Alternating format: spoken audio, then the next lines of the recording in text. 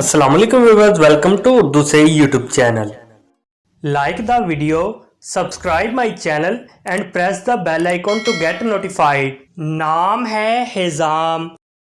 हैज़ाम नाम के इंग्लिश में स्पेलिंग बनते हैं Haizam।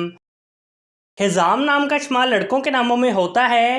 हैज़ाम नाम लड़कों के लिए मखसूस है। हैज़ाम नाम का मज़हब मुस्लिम है। हैज़ाम नाम के मायनी है न डर। हैज़ाम नाम के इंग्लिश में 6 हरूफ हैं और ये एक लफ्ज़ है। 6 वर्ड्स एंड 1 लेटर। हैज़ाम नाम के उर्दू में 5 हरूफ हैं और ये एक लफ्ज़ है।